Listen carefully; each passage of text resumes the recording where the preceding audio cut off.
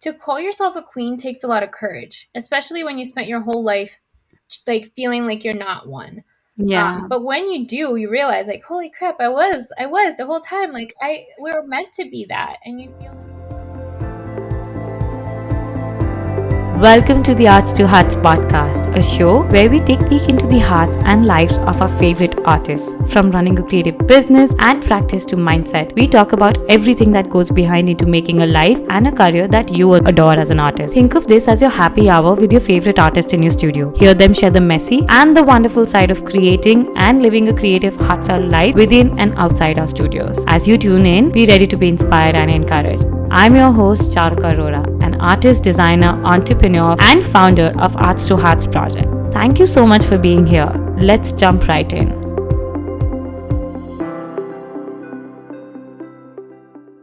Before we dig into this episode, I quickly wanted to share with you about our first ever interview open call. Yes, every month we will be releasing a special themed podcast issue from our selected artists from our podcast interviews call for artists. The current theme of this open call is Garden of Nostalgia. You can simply visit www.arts2heartsproject.com and find all the details on how to apply. The open call ends on April 6, 2021, so apply soon. Hey, you guys, welcome back to Arts to Hearts podcast. Today, I have a really, really special guest, and I just could not be more than excited to have her here. And I'm sure that you must have listened to her, seen her, seen her beautiful creations, not only in terms of art, but I think like she's just not like she does not literally paint on canvas. She literally paints all over, maybe all over the internet.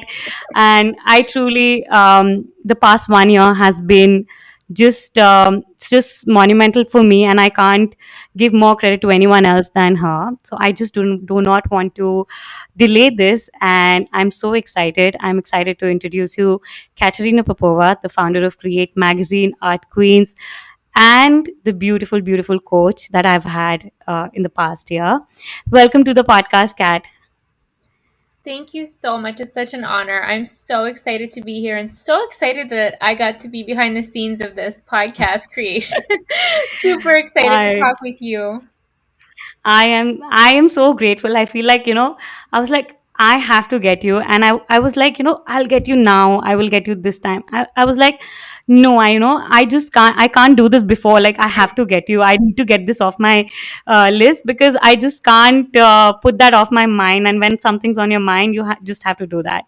Thank you so much. Thank you for agreeing to come on this. It's a small little podcast, but I'm just so excited to have you here. You definitely have been a very, very big part of my journey in the past 1 year. And I just can't wait to share so much. And I've learned so much from you. I've grown with so much with you. And I just feel like this was a step that I wanted to share with my people like here now, that so that they can find the same love, warmth, and guidance that I did.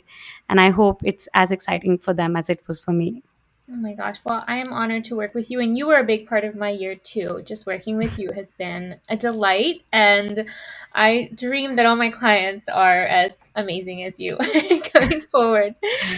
I'm never leaving you. I'm just you. Good. I'm on your back. I'm coming I'm back not and letting back you go. again. Yes, I love that. I love that. Perfect.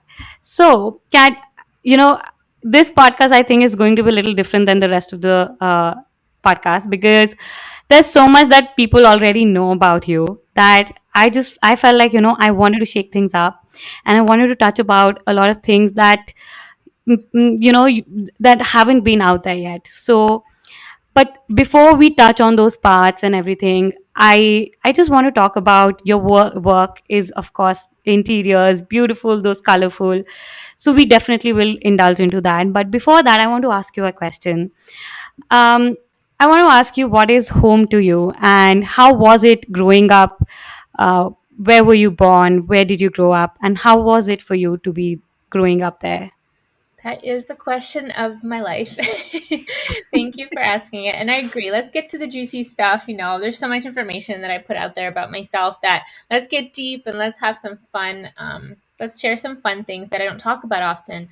So for me, home is definitely, the cliche saying like it's a feeling. It's not a place. It's not a location. It's not even a way of living. It's definitely a feeling. And I think the most important thing is safety. So feeling safe to be yourself, feeling safe to leave a mess when you feel like it, feeling safe to walk around in your underwear without being judged, feeling safe I to love that. just like leave the dishes for a night and not do them if you don't feel like it, if you're too tired, and not to feel threatened. Because to be honest, there were moments in my life, when, especially when I was younger, where I didn't feel safe coming home, and I would have a lot of anxiety about coming home. Like all the way walking home from school, sometimes I would just be really nervous. And, it's no one's fault. We're all doing the best we can, but it was an experience for me. So, being an adult and being able to create my own home, I'm still very much exploring like what is it, because we're in the process of looking for a house that we're going to buy soon, Yeah. and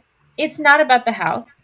I certainly have experienced a lot of home with my partner in the past decade. But I would say it's safety, it's comfort, and it's being able to just be like the grossest version of you and still feel really loved and really cared for and safe and even beautiful in like the worst state you can be in.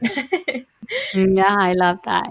In fact, I would like to I don't know if I've said this ever to you, but when I started talking to you, I started spending more time via calls and everything.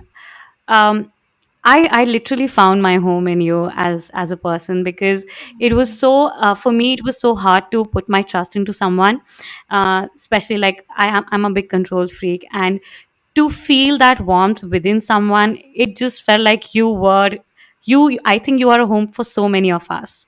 Thank So I just want to you. let you know, if I haven't told you that. Thank you. And I think it's really important to have that. I thank you for saying that. I have homes too, and I found my home in you guys, in your queens, and you as my beautiful client. But I think just having people that you can think about and know that they're not expecting anything out of you. They're not trying to, obviously we all have offers and sales, but like they're not Yeah, always out to push something on you or try yeah. to make you do something or promote them. Like people who just you can listen to them or share something with them and you're supported. I think that is part of the definition of home for sure. Yeah, I love, and I think you've really beautifully. I think that's something really amazing about you. The work that you make definitely makes people feel that warmth, that intimateness, like that feeling of being close and safe. But the projects that you've also created, be it the Art Queens, the Create magazine, I think it's artistically, you've also created the same feeling in all those projects. And I, for one, can vouch for that. I took CAT's course, and I I just loved it. I felt like I was catching up with people, like my favorite people in the world. And I know for a fact we're sitting in like oceans apart. And that feeling is really hard to create, but you create that with everything that you do. Thank you. And that's my intention too. I think, we can set an intention even if we don't believe it. I'll be honest, when I was creating it, like I had a strong desire, I had an idea, but sometimes you're like, how is this going to work? But I think it's important to set that. Like, I want to create a safe space for my people. I want them to feel like anything is possible, at least in that container. And thank you for Yeah. saying that, because it certainly is one of my intentions for you all to find each other and to know like when you start to feel doubt, you can reach out to each other and encourage each other to keep dreaming bigger. And we've definitely, like, all of us have found that. And that's the best feeling that I think all of us have ever found. So how was it? Where would you like to share more about your growing up years, your childhood, more about your life, where you were born? Yeah, anything you want to know. So I'm sure most people who know me know that I was born in Russia and I lived there, until I was about 12. My mom got married to an American man and we moved to the US, and it was not like this glamorous thing where we moved and people always assume like it's a better life, it's so fancy, you're going to be rich. Like no, we moved to a house that didn't have a door in the bathroom. There was no hot water, and it had like barely any furniture. It was like quite horrible. And I'm grateful that we had a place to live in general, but like, we moved from a fairly nice apartment, so it was actually a big culture shock. Even though we were not rich at all in Russia, we were quite poor. It was such a downgrade for us. Like, it was a downgrade And it was Yeah. shocking and scary and stressful. My mom was like in and out of mental breakdowns from the hospital when we moved here. And I mean, I can go back to Russia. Sorry, I'm jumping ahead. But anyway, so like that Yeah. was the crazy transition. But I mean, growing up in Russia, we didn't know any better. I think I miss it in many ways. I still get really nostalgic for it. But there were so many beautiful things about the country, just like any country has its gems, the things that we're really proud of. But I would say, like, Mhm. even though we didn't have any money, we always had art, we always had music, we always had theater and books and things like to do, going places, going to the park, going to the museum. It was always really accessible. And I think that's why there's so many amazing, talented people, because it's just part of everyday life. It's not some like high end Yeah. like upper class thing. It's like you are, if you're a citizen of this country, you probably know about the artists. Yeah. So it's just very different, because when we moved here, no one cared about art anymore, and not no one, but like the people that we were are Yeah. surrounded by. So it was just, Yeah. it's interesting thinking about like the difference. Like the more I think back at it, it was just such a different life. It was a rich life in different ways than Yeah, here. because yeah, and because like here even in India, so we don't have like a huge art kind of a culture, but art and craft is so deeply ingrained in our parts, and I feel for Russia it's the same. Be it the architecture, even the lifestyle. I mean, I think Russians are the most, I think, really well put together. Really, like they have a very graceful taste, and they're very free spirited, and the art and architecture definitely is like, you can the moment you go out, I always want to visit Moscow and all of those places, because of the whole environment. Because sometimes it's just not the going to the museums. I never went to the museum until I only a few years ago, but I was surrounded, and I feel like growing up in a country like Russia, I'm sure it must have been quite similar for you. For sure. And yeah, and it's like, yeah, you don't think about it. You kind of take it for granted. You think like Russians are very proud of their culture, and I'm sure in India, you're all proud also. Yeah. But it's just like, to not have it is weird. It's weird to not have that. Like, and there's so many amazing things about America, and I love living here, but it's just, there is none of that, national pride in the arts. Yeah. Yeah, I love that. So, how was it for you as a child? Were you like a creative, artsy child? How used to you spend your time? Yeah. How was growing up for you? Like, how were you using your time I there? was always very creative. I was so bad at sports. I hated gym class, and I would always try to get a doctor's note because I hated it so much.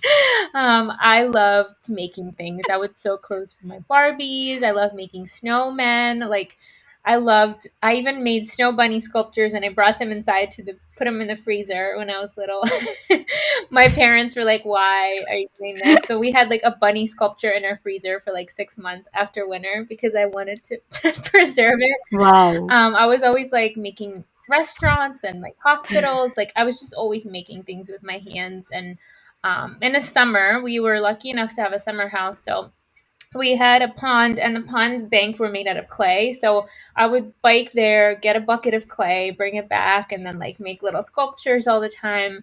So I was just always making stuff. And I think, one, it really helped me mentally because I had a lot of anxiety. My mom was traveling a lot, so I didn't live with her much. Like, I lived with my aunt or with other people. And especially when I was in like a stranger's house that I didn't know, like if my mom would just like drop me off somewhere, it would help me process, the fear. I had horrible separation anxiety as a kid. I would get really Oh, nervous God. anytime I'd hear an ambulance. I would like cry and feel like something bad happened to my family. And so I think making things just helped me distract myself, and to stay grounded in some way. It didn't always work, but it definitely helped. Better than nothing, right?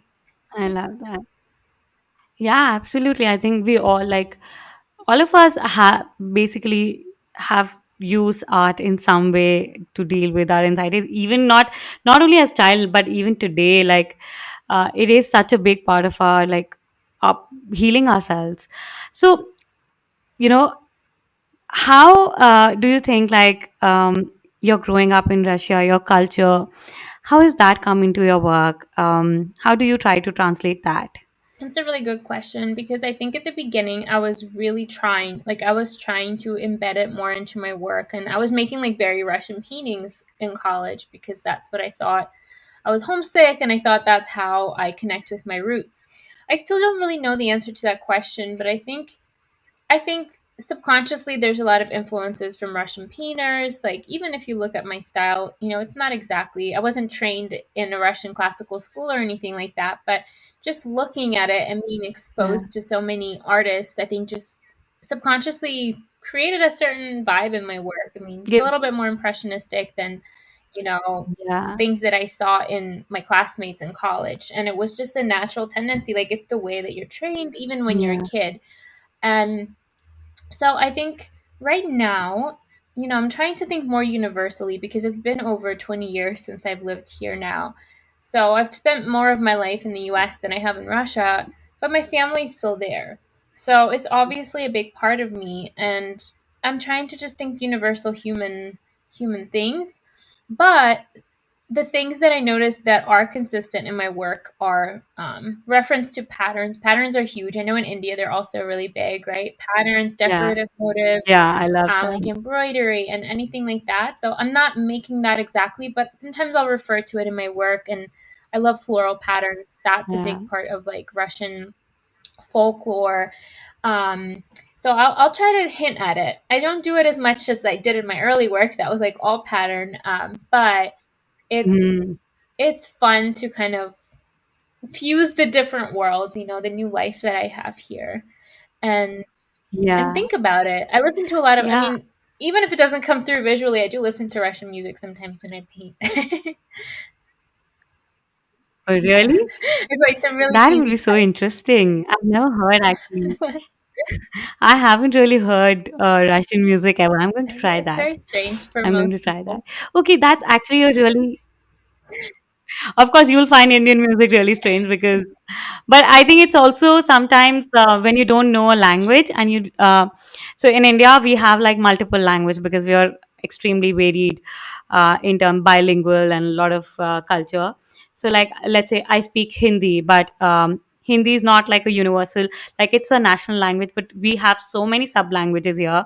With every part you'll go, you'll see a lot of different languages. And sometimes I would just play, like if I'm in the studio, I would just play another language that I have no clue about. I wouldn't understand a word. But sometimes working in the studio, you just get a hang, like it just gives you mental peace because I can't connect, I can't be distracted by the words, but I enjoy the music. Yeah, So I'm going to try it. try I'll that. send you a really weird playlist. It might help you Perfect. understand I me would, more. I mean, people who listen to like that makes a lot of sense.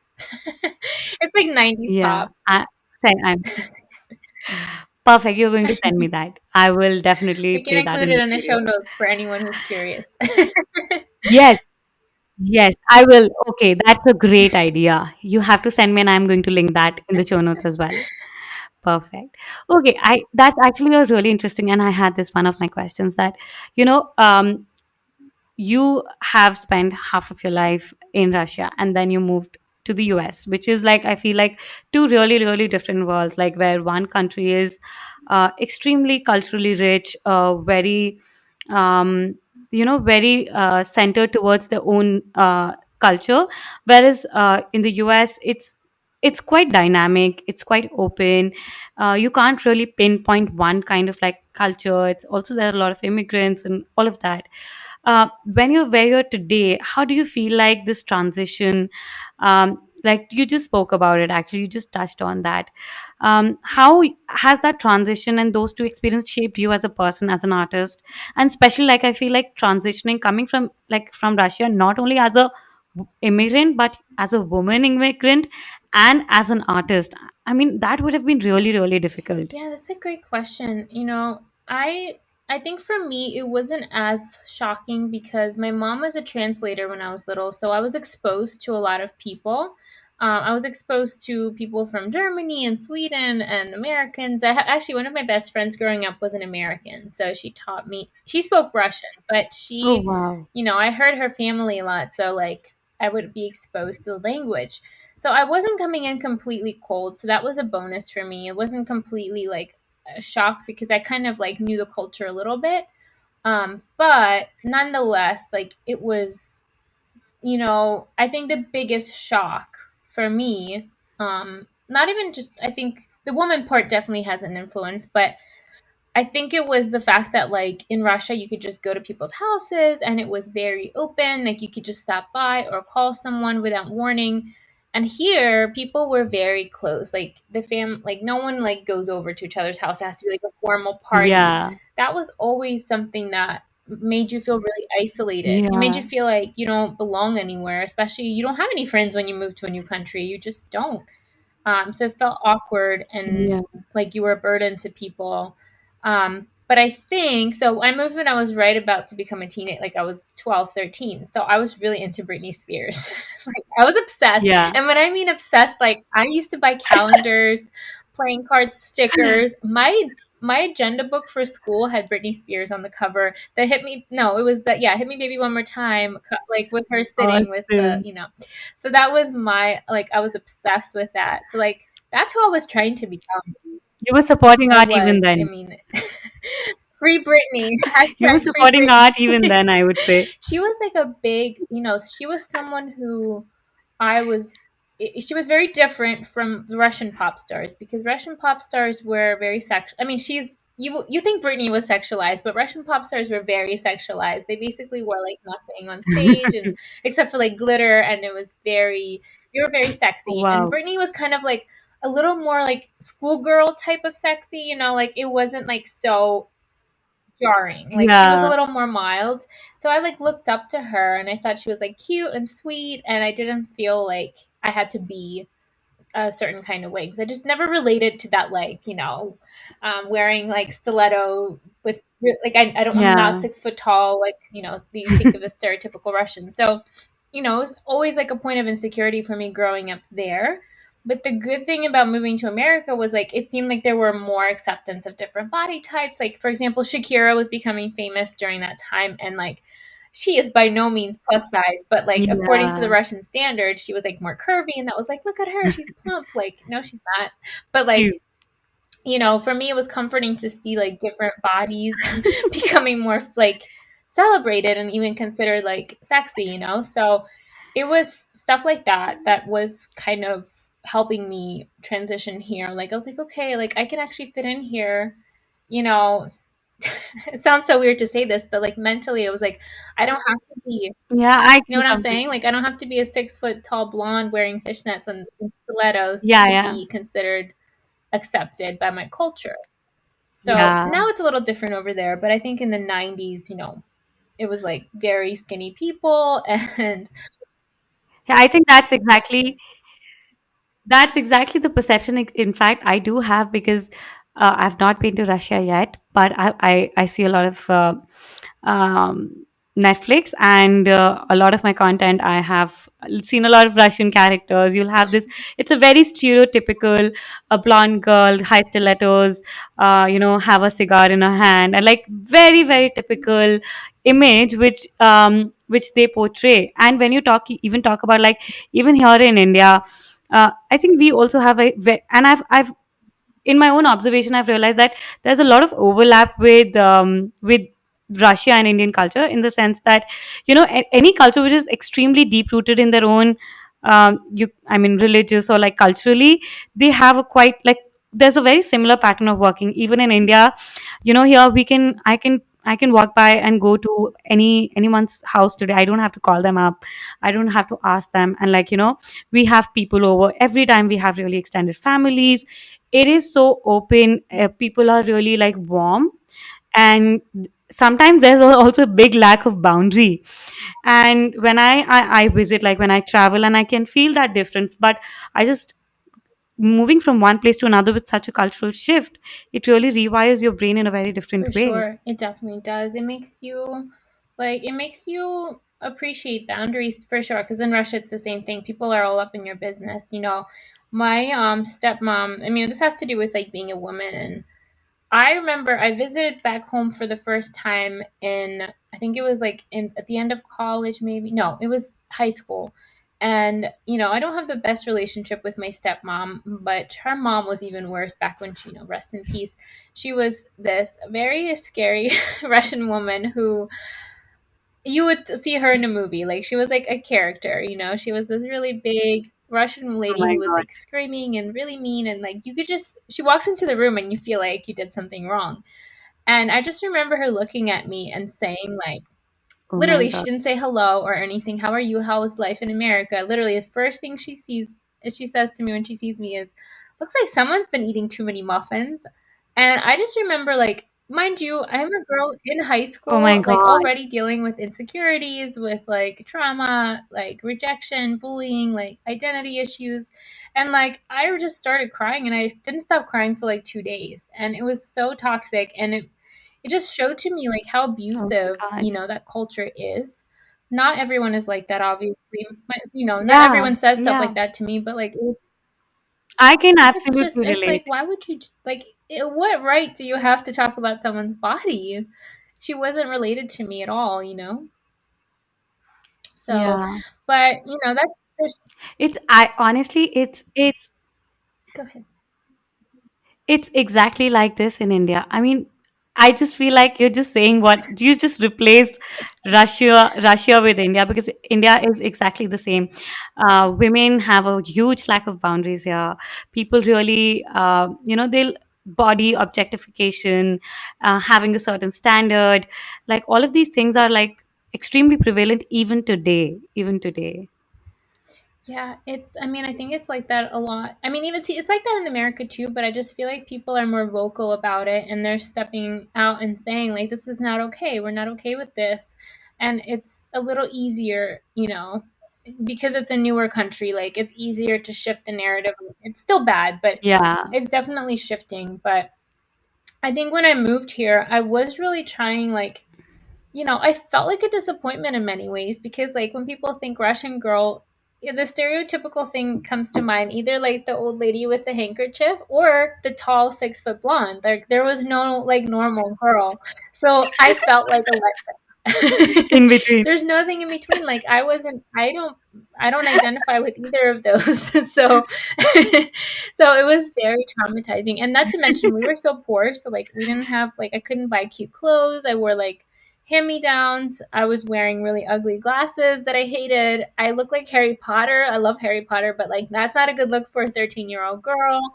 And it was just a flood of insecurities. Every day I had to like find a way to make myself feel better. And most of it was just dancing to Britney Spears after school. Like that's the only time I felt happy. I remember like when my parents would leave, I would just listen to Britney and I would Oh find my myself. God.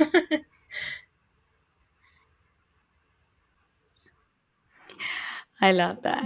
I love how self motivated I you were tried. even then. I didn't know. I wish someone would give me like a self development book or something. Like I would greatly benefit from it. And I tried to like, I'm a very emotional person, You as really like I have. think you are too. And I think like we need the time to process our feelings. We need to like journal. And Yeah. I started journaling when I was about 14 and I was like doing illustrations, like kind of like cartoons about my day. Like I met a boy and he didn't like me or he didn't notice me or maybe like I have a crush on him. Like, and I would just draw these things. And I remember someone like one of my family members read it and it was so humiliating. But that was like my safe space to process. Oh my I know. God. So, and Oh I'm my sure it God. was funny, but like, you know, you, Yeah. kids and anyone, any human being needs a safe. It would never be Yeah, it's like you need funny. a safe space to process your what you're going through, and if someone's constantly like embarging on your safe space, it can really mess you up as a human being. So that was like the biggest Yeah. thing for me as a teen, to like find safety. I always longed to be alone because I just always felt like people were trying to cross my boundaries and like step in. Yeah. So this is a conversation about I feel like you're just like you're saying everything that I felt. Yeah, I feel like you're saying everything that I felt in growing up here, because it's been quite similar. Because, and I now that we're talking about this, I feel like a lot of my work has shaped up because of how I grew up in India, especially as a woman. Because I felt like even today, women are still trying to rise up, but there's a lack of voice. Women objectification, the way women are treated in our household, sometimes, it's extremely, I don't want to say those things, but they're really bad. And while growing up, and there's a huge normalization around these things, like, how women are, women objectifying women, using women only as an object, as as a household object, like, domesticating them, and like a lot of those things. And I uh, how was it like that even in Russia? And when you moved in the US, I'm like, I know that it is completely different. How does that feeling, because um, you have a women's community, you have a magazine, which, I mean, all your initiatives have directly or indirectly empowered so many women. So is that something that relates to your own upbringing and your I think experiences? for me, I never thought I would get into like feminism or anything like that. Like I never thought of it just because like I don't know how India is, but Russia is mostly women. Like there's actually not that many men in Russia. Like they have a very low life expectancy. Oh, wow. Much has to do with like alcohol abuse or just like a really difficult lifestyle. They work really hard and they die really young. My uncle died when he was only 36. So um, Oh my god. I never thought about it when I was growing up because in my example, my mom was a single mom. So like, I felt like she was doing a good job. She didn't think, she was doing the best she could. My aunt was always working. Like all the women in my life were really hard workers and they were self-made. Like my one of my best friends' mom was a judge and she was like really wealthy and I just always looked around and I saw the women were Wow. actually doing more than the men. And not to say that they weren't being abused or objectified. I think it's just like my perception of it was that they were the breadwinners. They were the strong ones in the household. And when I moved Yeah. here, I saw like my mom go through a really big change. She stopped working. She fully relied on my stepdad, even though he didn't really have any money. Like, so she became a victim of her circumstance, even though she was never like that when we were growing up. And I don't know what happened, if it was Yeah. the culture here or she just got tired and gave up. I don't know the answer to that question, and I don't feel like asking her. Like, that's, I don't want to, hopefully she doesn't listen to this episode, but like, I know she went through a lot. I know she had a hard life, but it just felt weird to me. Like my whole life I saw her working and earning and then all of a sudden just like gave it all away. So that was really strange. But to me, the reason why I think I never intended to do a women only community. I was just always happy to share, but I noticed I feel safer and I feel more vulnerable with women. Like I'm more likely to tell you all, the art queens or my clients, Yeah. personal things without feeling I, there's a lot of amazing men. There's a lot of Unsafe. amazing men in my life, but is there a weirdness like when I talk about certain things? Yes, and I don't feel safe. So therefore, I think for me, my calling personally is supporting other women. Maybe men will benefit from it, especially like the magazine, the podcast, but I think just the nature of the topics that Yeah. I share are going to attract women. And it wasn't really a decision I made. Like it just kind Yeah. of That's naturally transitioned from like everyone to women, women entrepreneurs specifically. Yeah. And I think it's given, I do, like, sometimes I keep asking myself these questions because, at one point you feel like you want to create a community which is centered around, is more niche, where you can feel safe and provide more valuable inputs, and like, for everyone. But you also feel like in the same place, like, how do we open it for everyone? Because you don't want to keep that, you don't want to close your door for someone who's willing to grow, or just like that. But with, I feel like, the amount of the community that you've created, and it just makes sense, because even today, like, we talk about so many different things, like we talk about everything. And it does make so much more like, it makes it so much, we can get vulnerable. And because it's not only for you, it's for us also. Because let's say I come from a very different culture, and I may not be as comfortable about a few things talking in front of other people because of also the perception of men of how I grew up. And I feel like that has definitely like we have been so tight and open because Yeah, of I get that. that. And you're right. There are still men that are interested in like some of my products, but less and less. And at first it scared me because I do get messages like, "What's that only for women?" But like I know, like, there are men who reach out to me who want me, like, to share on their platform. Like, men invite me to do stuff all the time. Like, they know I'm not excluding them. It's just the stuff that I'm talking about is Mhm. just not really relevant to them. Yeah. Like a lot of becoming a business Yeah. owner is overcoming a lot of the fear. As a woman, a lot of it is. Even if we don't talk about it, Yeah. like it's still a thing, and it's still not. It's still very new. And I think for 100%. men, it's a very different world. Like it's almost, and I'm sure they have their own trauma, they have their own things that they're working through and healing, but I think for us it's just like we're literally against the world some days.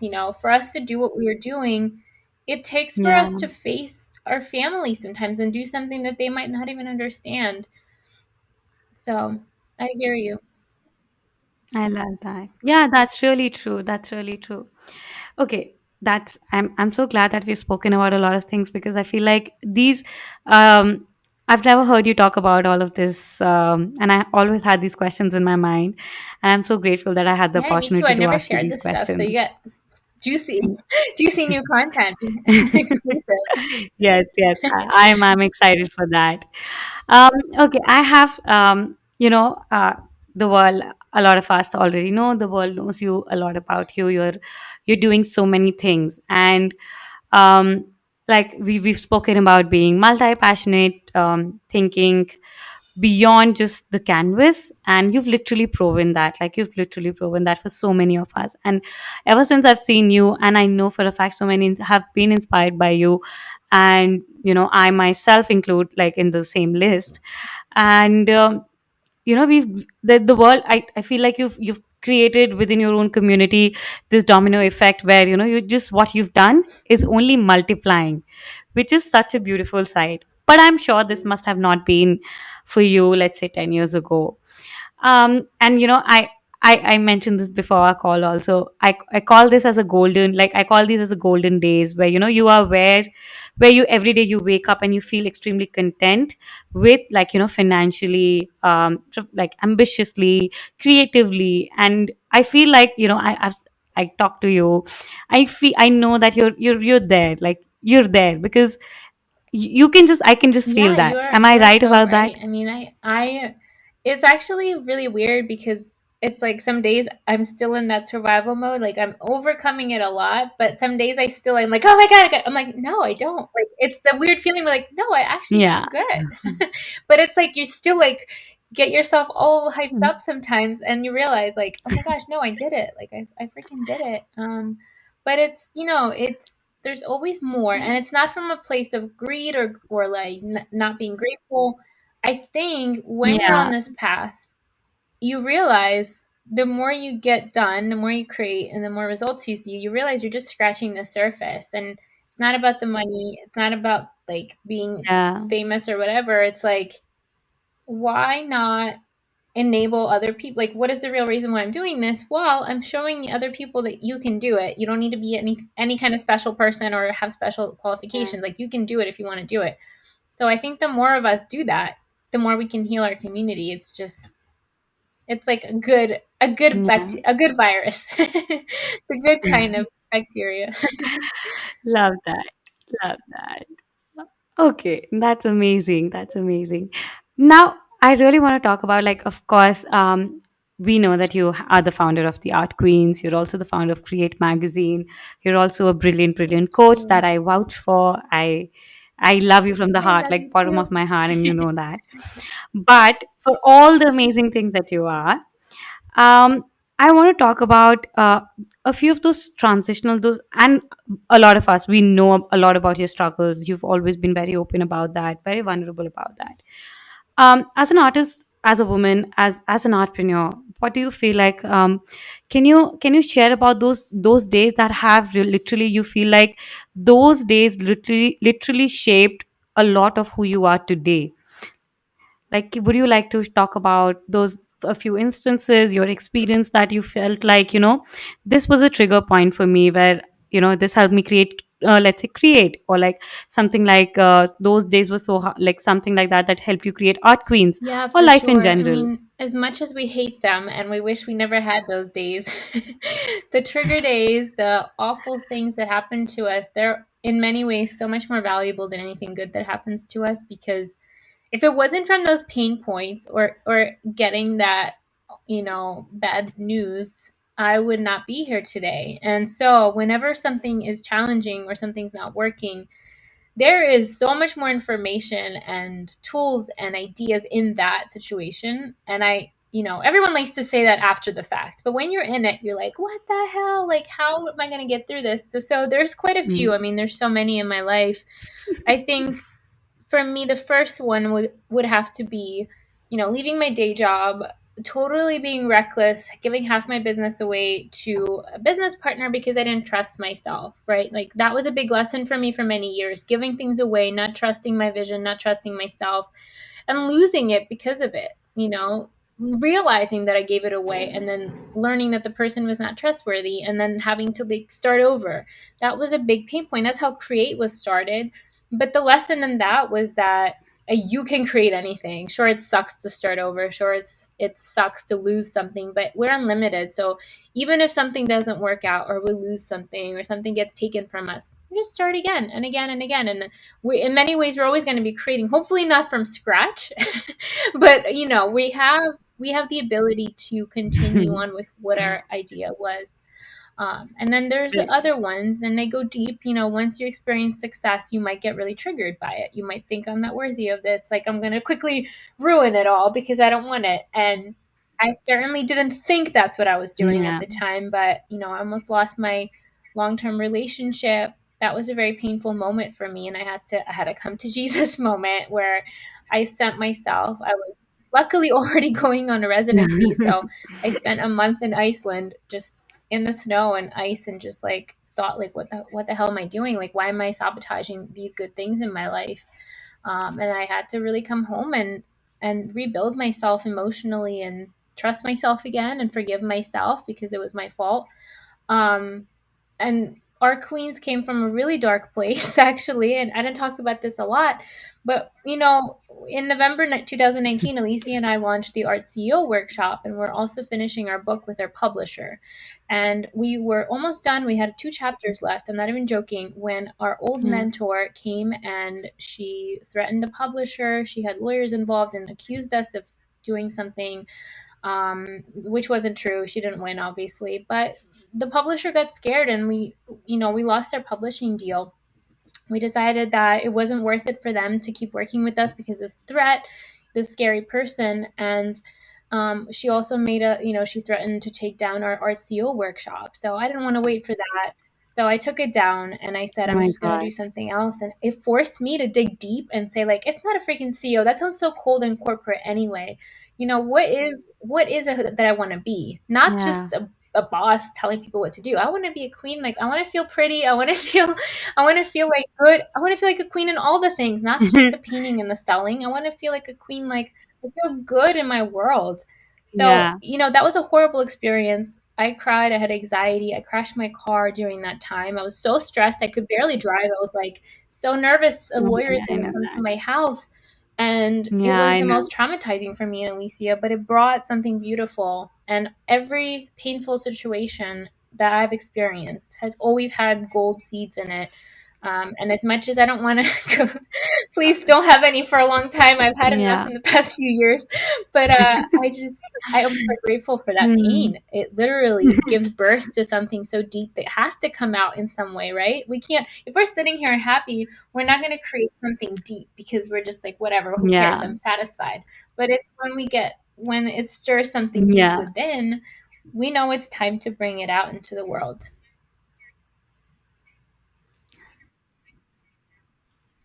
I love that. And you have literally brought to life this whole feeling of being a queen. And, you know, in the beginning of our calls, the moment I used to look at you, and, when we started speaking, you literally had that energy, and you actually multiply that energy into all of us, which is like, which is which is just amazing. Like, I don't even have words for that.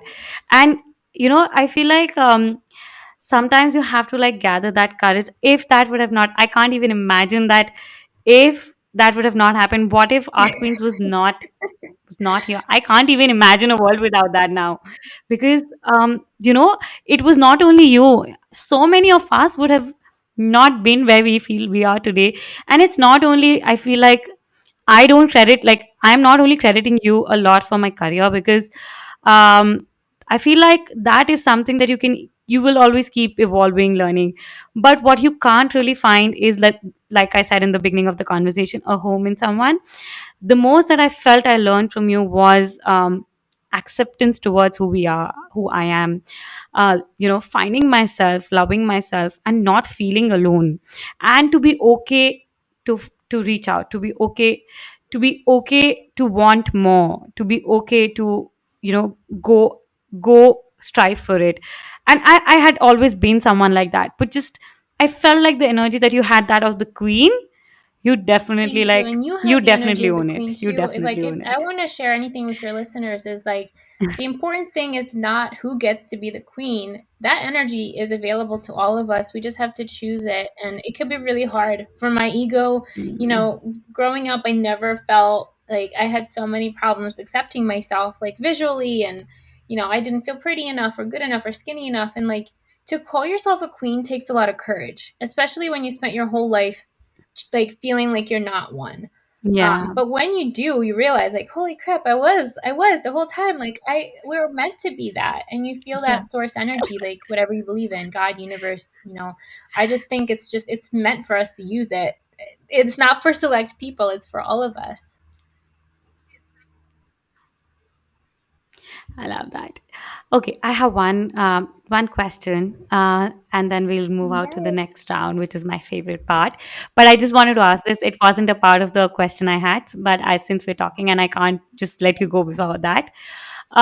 You are doing these multiple things. You are a powerhouse. There's so much that you create, and being in a similar space, I feel like there's sometimes it's just, can listeners, a lot of people who are listening today, this I'm sure they are in a same space, and that is the reason they're here today.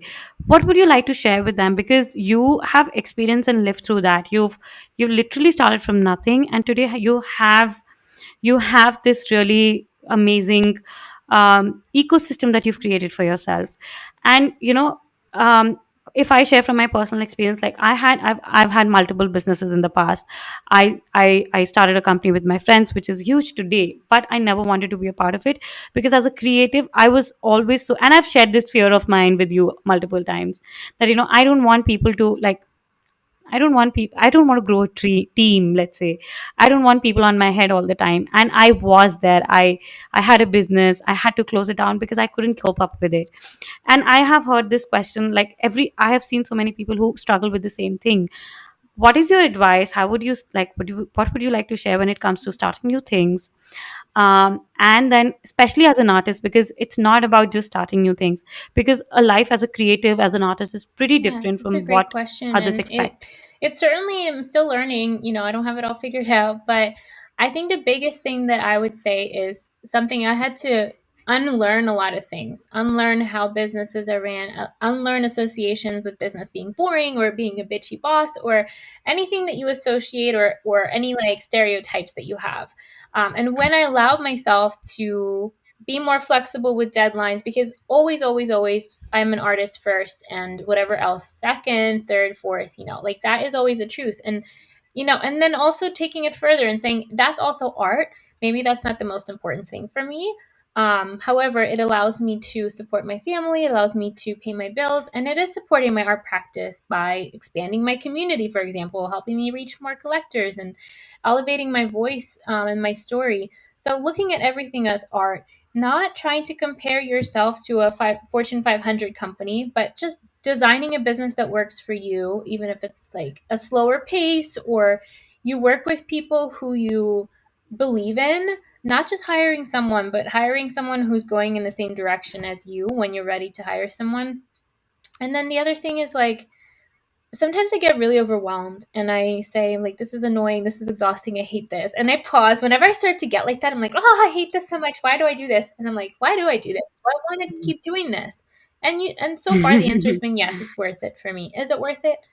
Yes. So I'm going to go make more coffee. I'm going to plow through this annoying part that I hate, and it's going to be over. And then the good part is coming. Like literally visualizing the good part, the part where people are benefiting from my products and services, from my message.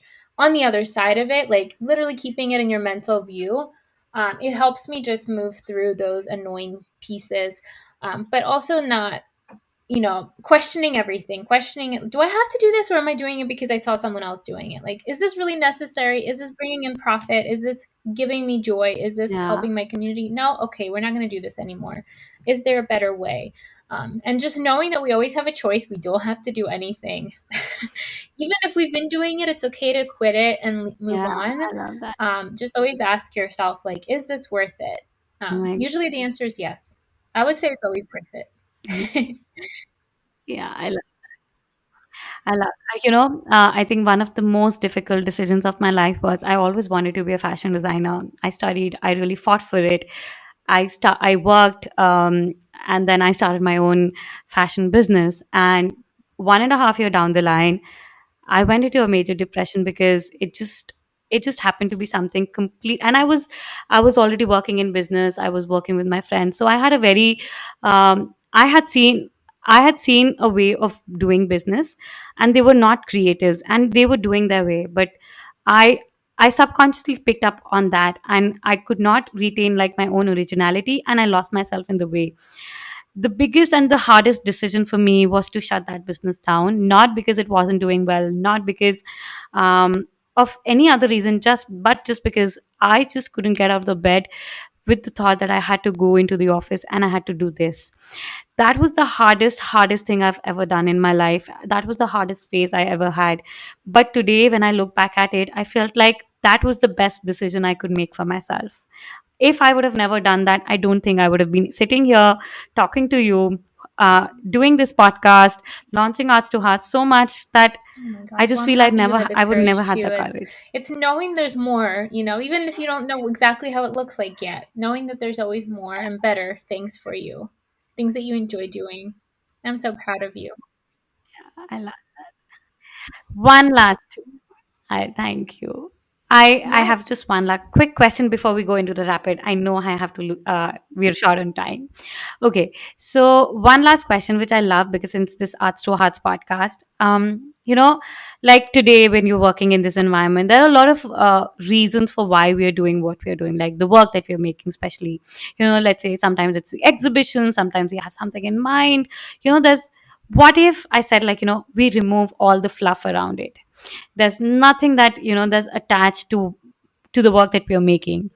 What would make you like bring you out of bed and still give you the motivation to That's make the such a good work and do question. the I work ask that you're myself doing this today? every day, and I don't have an exact answer for you, but I think I shared this with you in the artist navigation course, and it's a question. It's an exercise I learned from Jean Graziosi, and it's the 7 layers deep question. It's the question that we have to ask ourselves, like, if we get scared, like, why should I push for more success? Like, why should I keep doing this? Why should I show up? What's the point of all this? And for me, I think so far it's boiled down to being an example of what's possible, because I think for anyone who is an immigrant, a woman, and not like some stereotypical whatever, or like a genius, like according to society, it's hard to imagine Yeah. that you can live your dream. Honestly, I didn't even believe it myself for a long time. Like I always said I did, but like I didn't, I'm like, how's this gonna work? I'm gonna remove the disbelief and keep going. But really, in the back of my mind, it was always Mhm. like, how? And the answer is always just start creating, start making things. And it's two-part answer, create, which is like obviously since I was a kid, I told you I've made like snow bunnies and little chimneys out of clay. Like just a desire to Yeah. make my thoughts a reality. Like, I think it's a human desire we all have, whether it's through business or through health or whatever. Like, you have an idea of what you Yeah. want and you want to bring it into your physical reality. Like, there's something really satisfying about it, and it's quite addictive. Yeah. So, and I think stripping away our ego too, like knowing that we're okay even if it doesn't Yeah. work out, or knowing that we can try it again and make it better next time, you know? But I think it's just driven by this thing where, one, I want to be an example for other girls, and then two, just fun. Like, let's see what we can do next. Let's see what happens.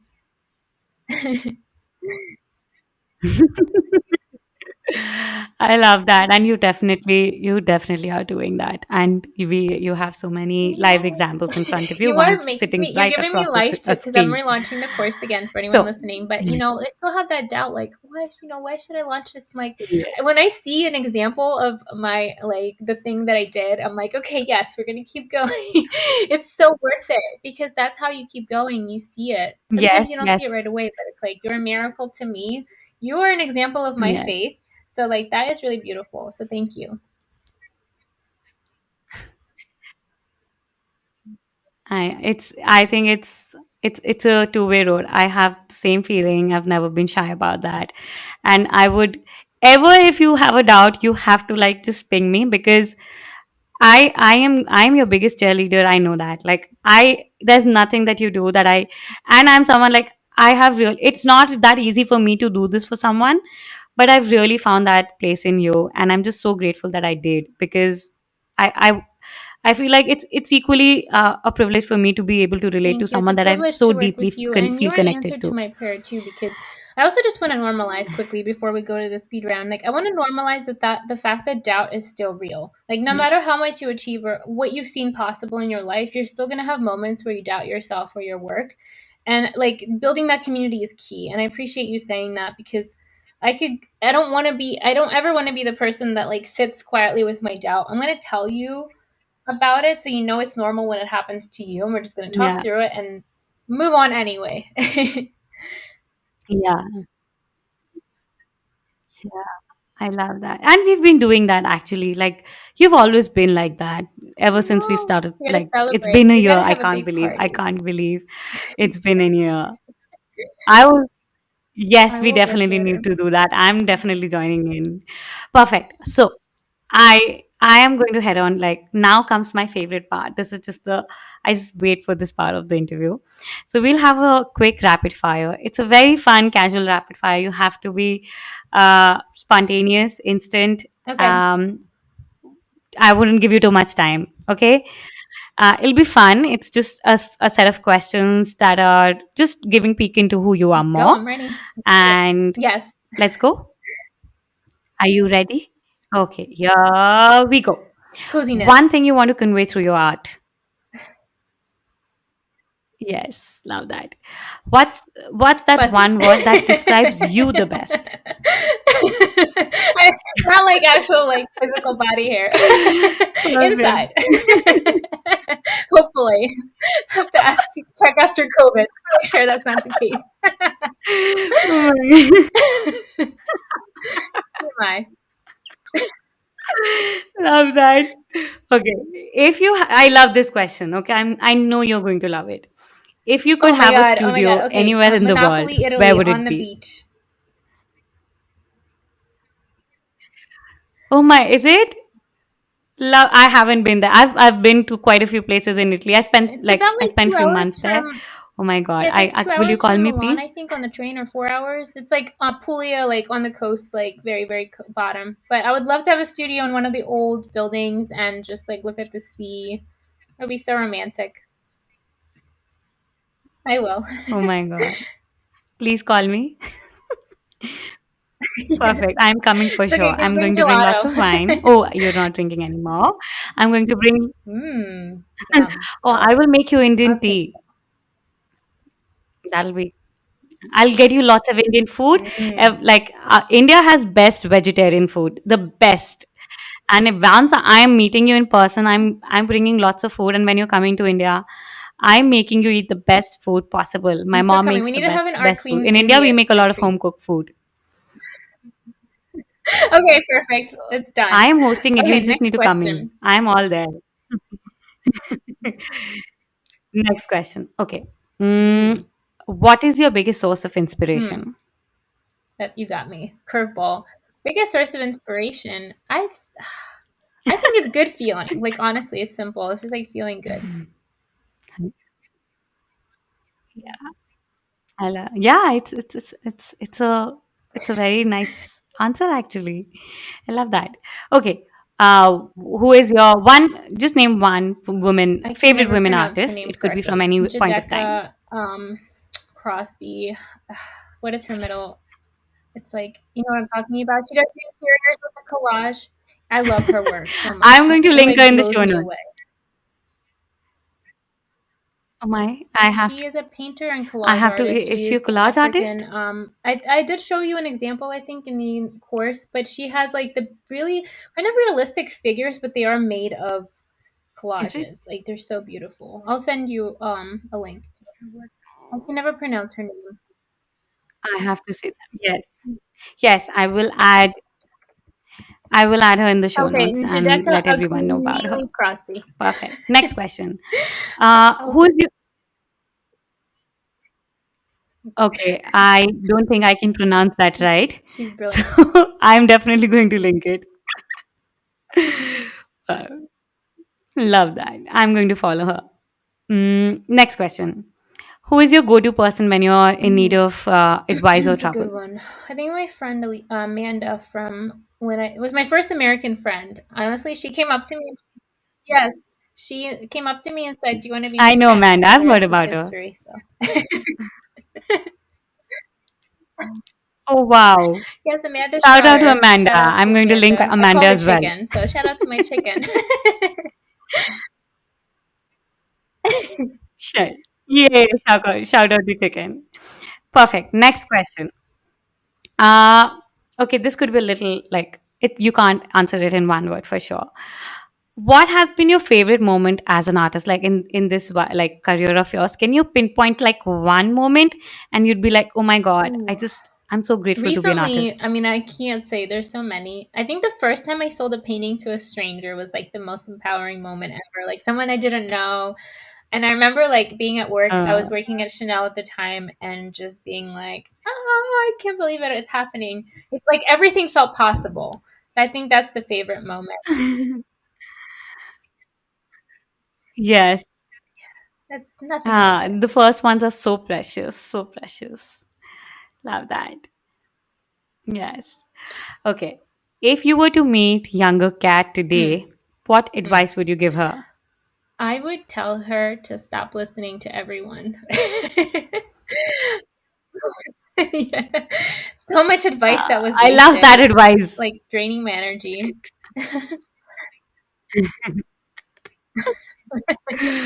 Oh my god, I Listen am to going your to take heart. that advice. Okay. Yes. Yes, yes, yeah. Arts to heart. Okay.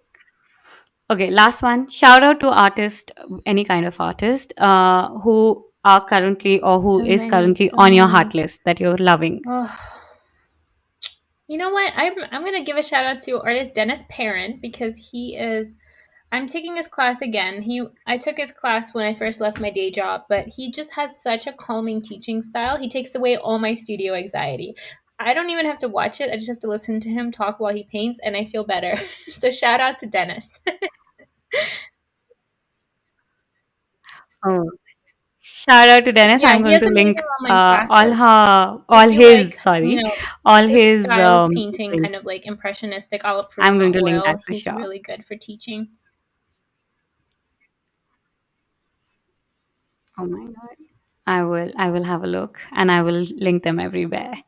Okay, so that is the end of it. I have just one last question, which is where is your heart taking you right now? And do you have any, which I'm sure you have, and a lot I know that you have. What is the next project that you have on your heart?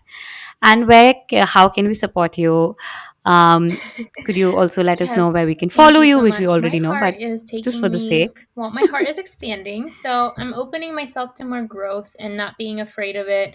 I think, I love the intimacy of the community that I have, but I also know I get messages all the time about others wanting to join, and just trusting the process, trusting that there will be extra support, extra assistance when needed, and just opening up my community to more women who need it. Also, opening doors to the artist navigation course. It closes on March 10th. So if you want to get coaching with me, my beautiful student is an example Yes. of amazing clients that I work with. So thank you so much for inviting me. And I share a lot of free content. this